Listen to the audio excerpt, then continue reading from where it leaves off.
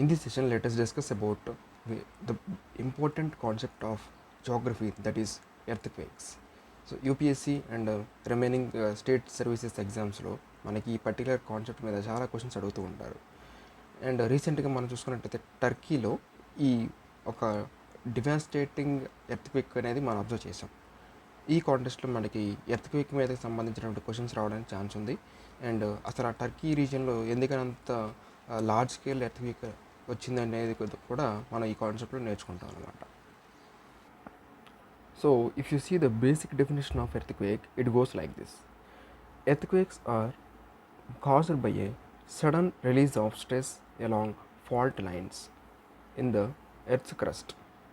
So మనకి ఈ particular earthquake గురించి స్టడీ చేయడానికి హెల్ప్ అయ్యేటటువంటి కాన్సెప్ట్ ప్లేట్ టెక్టోనిక్ థియరీ. దాని గురించి ఒకసారి చూసి ఈ పర్టికులర్ ఎర్త్క్వేక్ గురించి మనం తెలుసుకుందాం.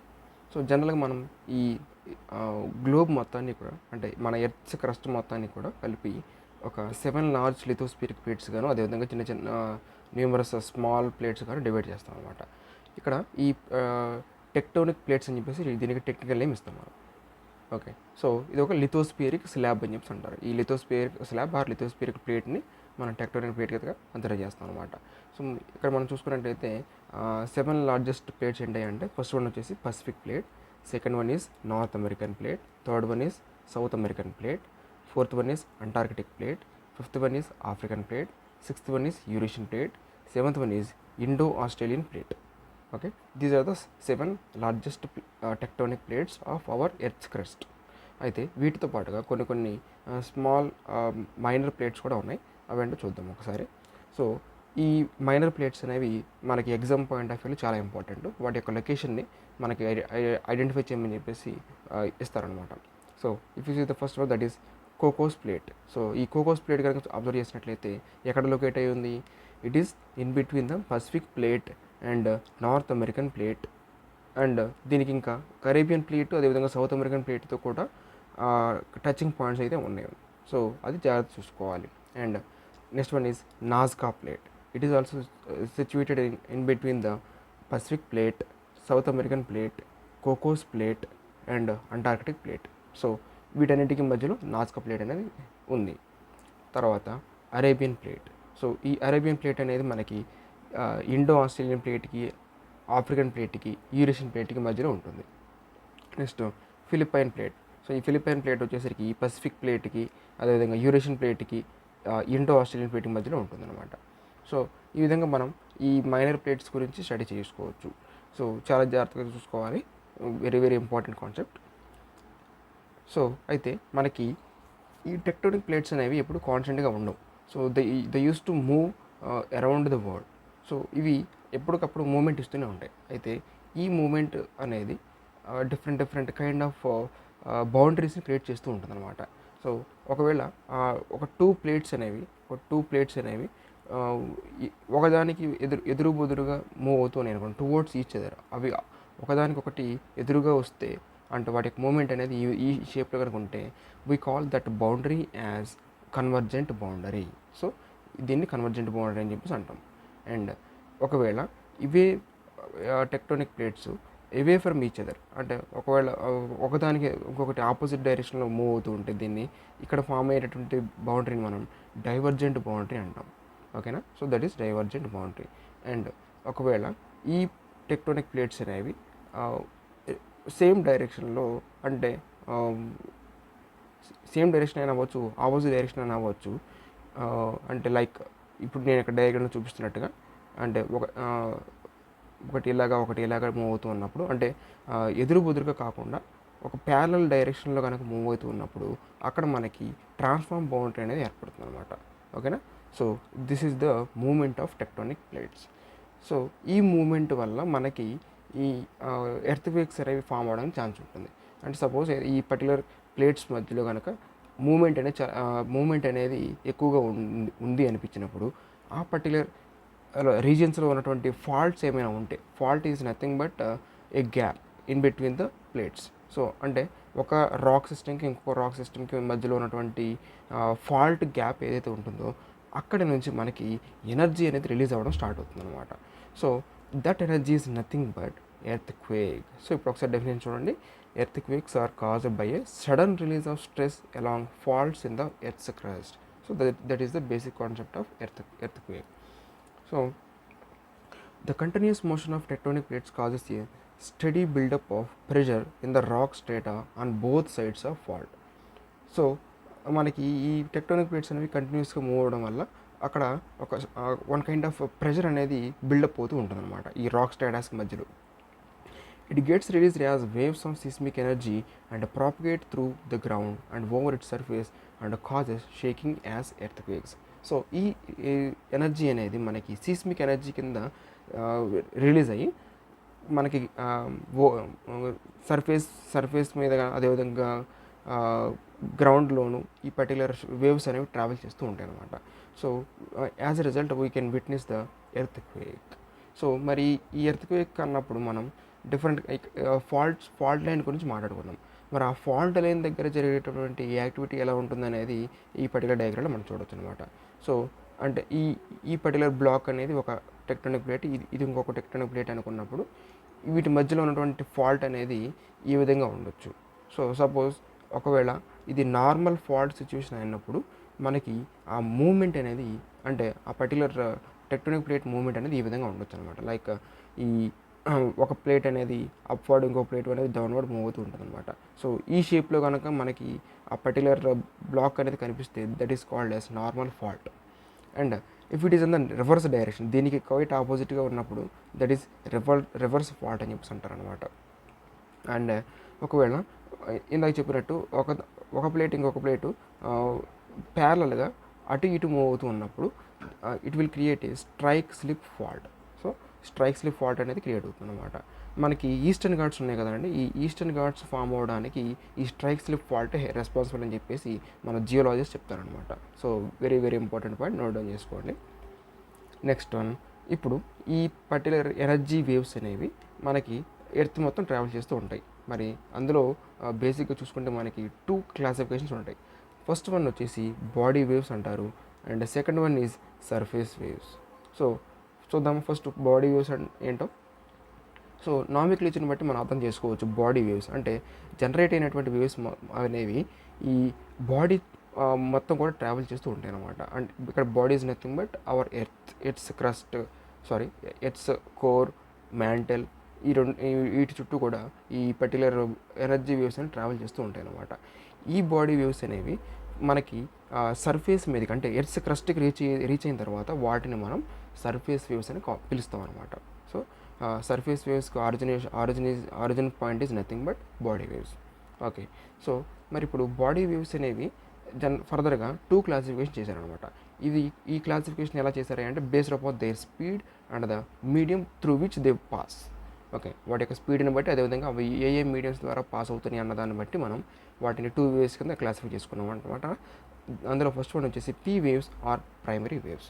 సో ఇక్కడ నామిక్లేచర్ని బట్టి మనం చెప్పొచ్చు ప్రైమరీ వేవ్స్ అని ఎందుకు చెప్తున్నాము, because they travel with highest speed. So మనకి జనరల్గా ఈ పర్టికులర్ ఎర్త్క్వేక్ వేవ్స్ని అబ్జర్వ్ చేయడానికి ఒక ఇన్స్ట్రుమెంట్ ఉంటుంది, సిస్మోగ్రాఫ్స్ అని చెప్పి అంటారు. ఈ సిస్మోగ్రాఫ్స్లో ఫస్ట్ రికార్డ్ అయ్యేటటువంటి వేవ్స్ ఏవైనా ఉన్నాయంటే అవి ఈ primary వేవ్సే. Okay, so they are the first waves to be detected, and these are compressional waves that push and pull as they move through rock and fluids. So ఇవి ఒక compressional waves కింద ఎగ్జాంపుల్స్గా మనం చెప్పుకోవచ్చు అనమాట. సో ఇక్కడ diagram కనుక చూసుకున్నట్లయితే వాటి యొక్క మూమెంట్ ఎలా ఉంటుందో చూద్దాం.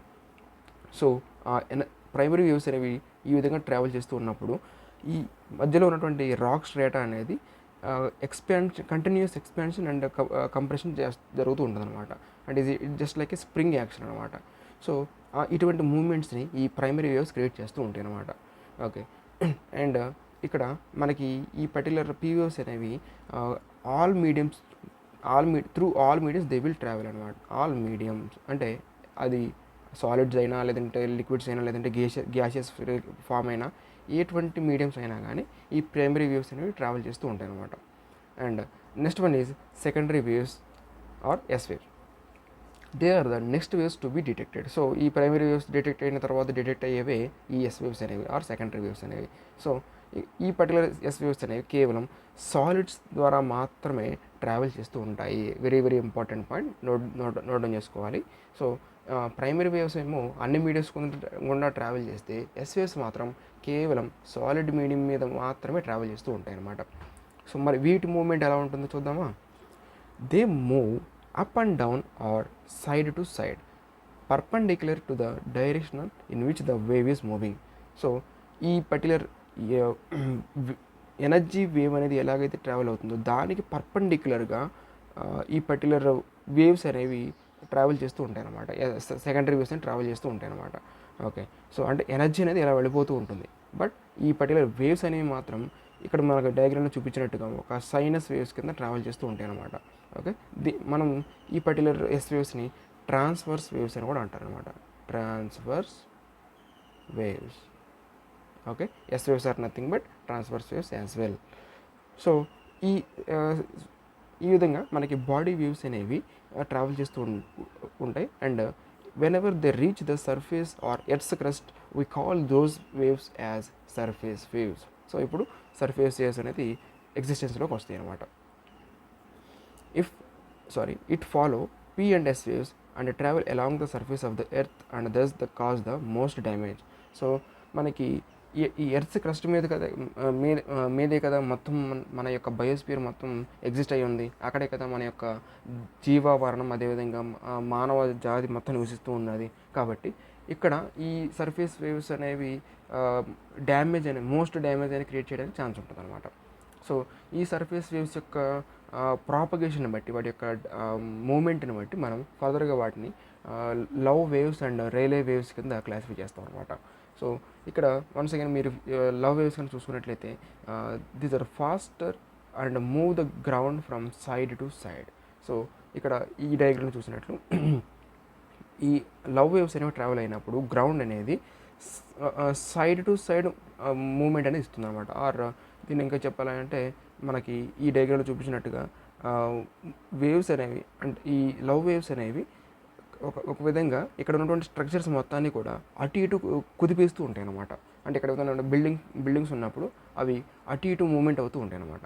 So and if you see the Rayleigh waves, these will roll like waves on the surface of oceans and lakes. So మనకి ఈ వన్స్ అగైన్ సైనస్ వేవ్స్ ఫామ్లో కనిపిస్తాయి అనమాట. అంటే మనకి ఇంత చూసుకున్నట్లు ఎస్ వేవ్స్లో ఎలాగైతే సైనస్ వేవ్స్ ఫామ్ అవుతున్నాయో ఇక్కడ కూడా అటువంటి సైనస్ వేవ్స్ ఫామ్ అవుతున్నాయి అనమాట.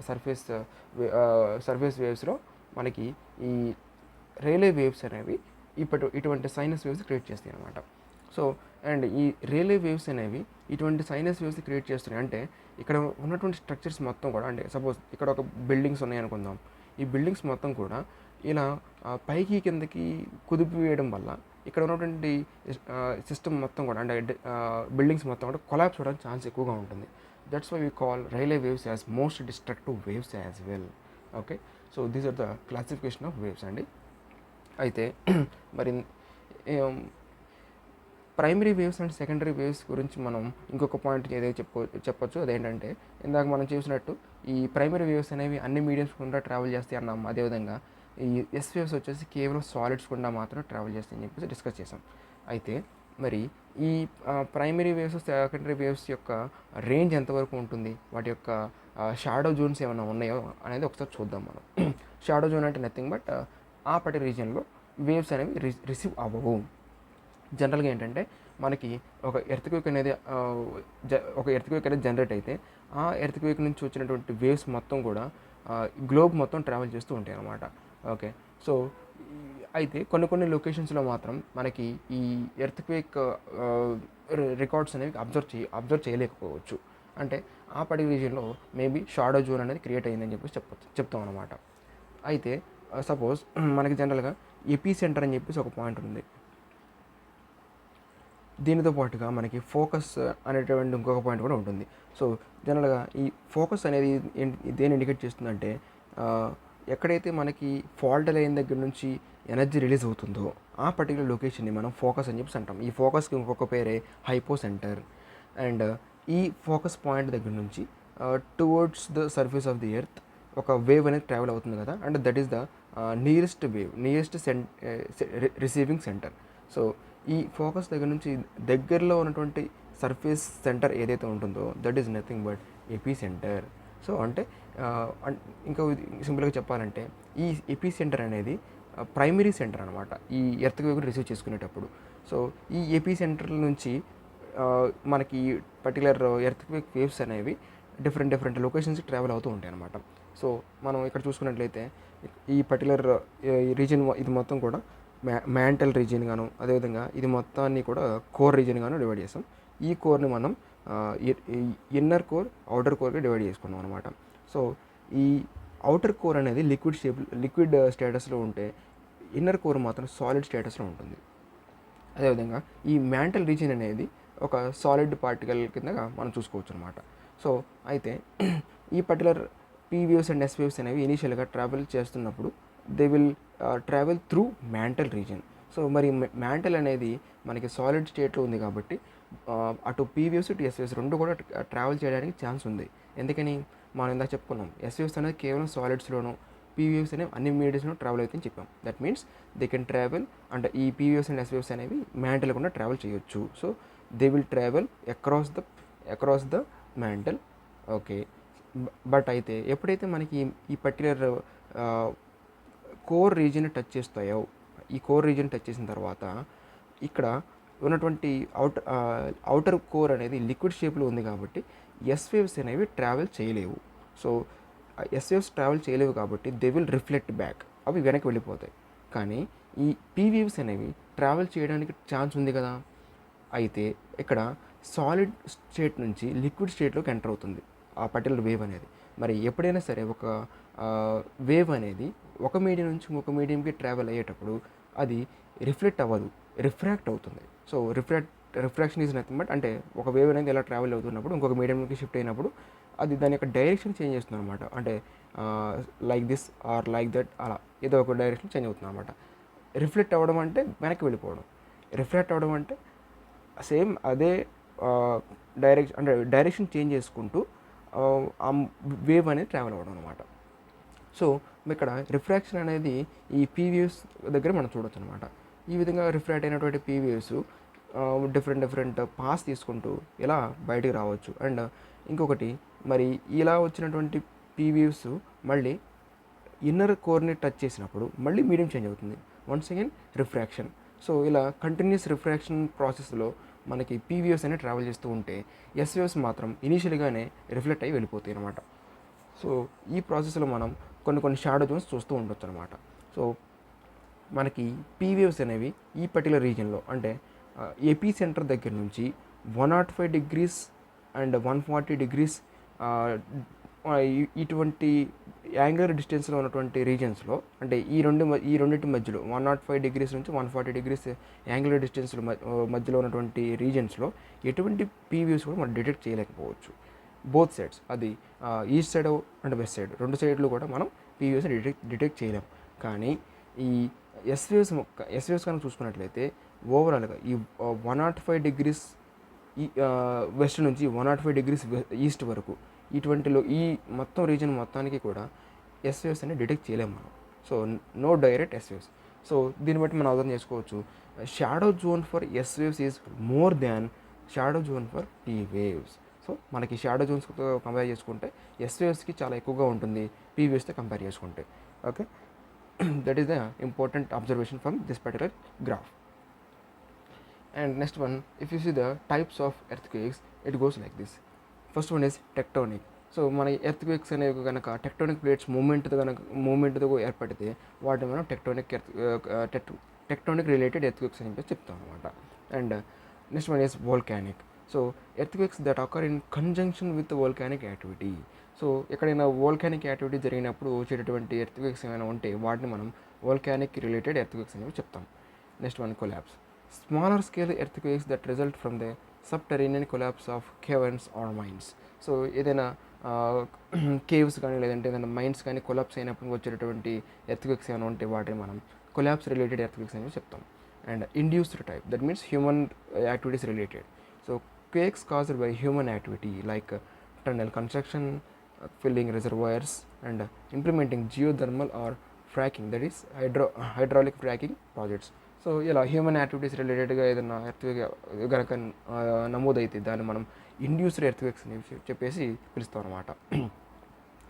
And next one, earthquake prone zones. మనకి ఈ టెక్టోనిక్ ప్లేట్స్ రీజియన్స్లో మరి ఎక్కడెక్కడ ఎర్త్క్వేక్స్ అనేవి అబ్జర్వ్ చేయడానికి ఛాన్స్ ఉంది అంటే, సో మనం ఇక్కడ ఈ పర్టికులర్ లొకేషన్ కనుక అబ్జర్వ్ చేసినట్లయితే ఈ గ్రీన్ కలర్లో ఒక రీజన్ కనిపిస్తుంది కదా.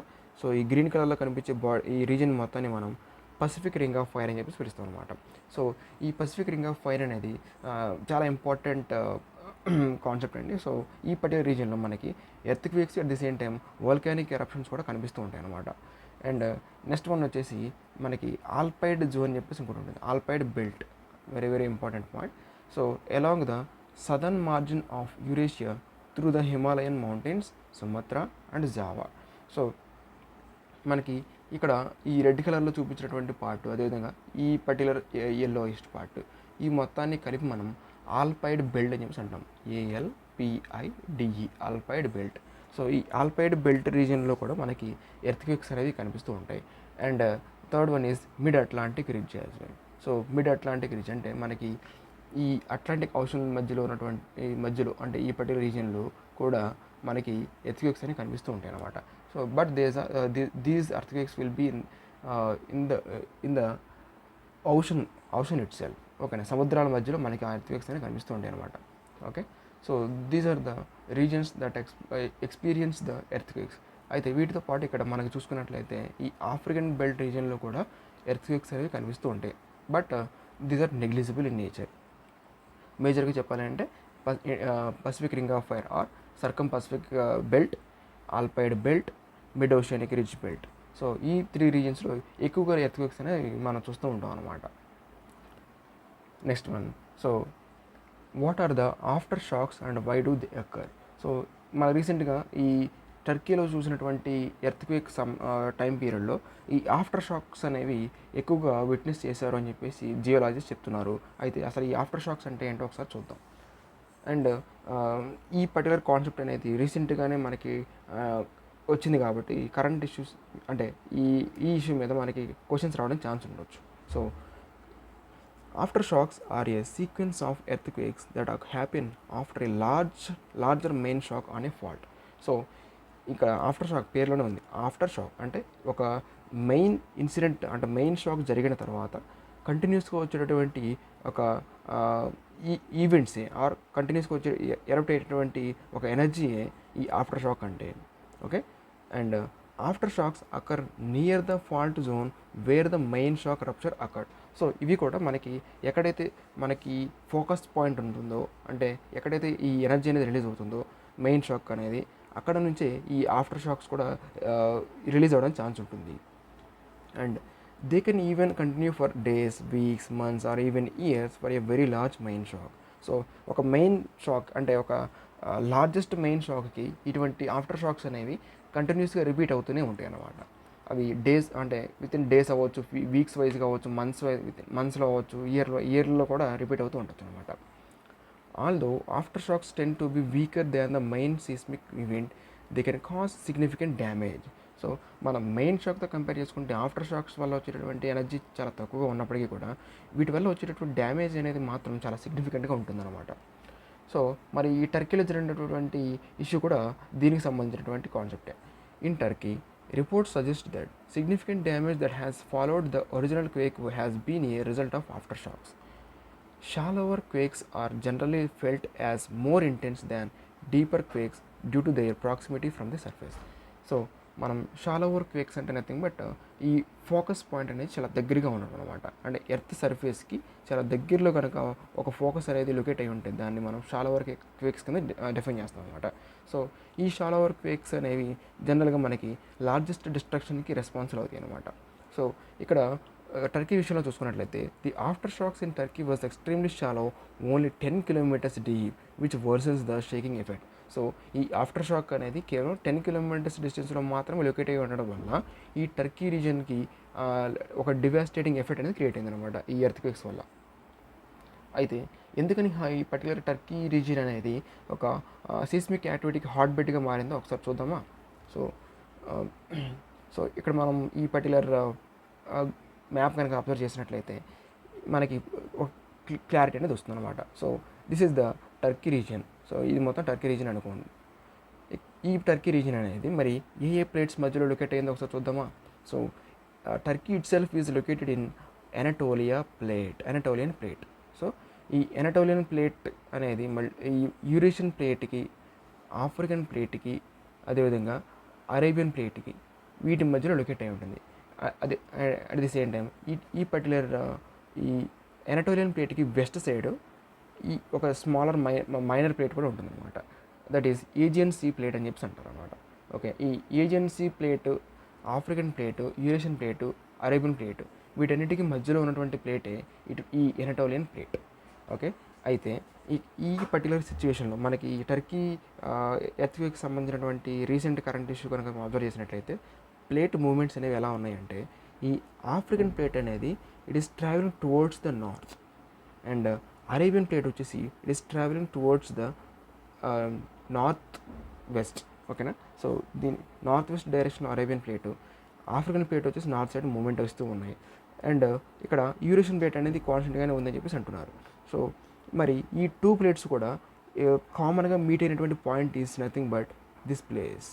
ఓకేనా, ఈ ఆఫ్రికన్ ప్లేట్ అయినా అరేబియన్ ప్లేట్ అయినా రెండింటికి కూడా కామన్గా ఉన్నటువంటి లొకేషనే దిస్ పాయింట్, అంటే ట్రై జంక్షన్ పాయింట్ అని చెప్పేసి చెప్పుకోవచ్చు అనమాట.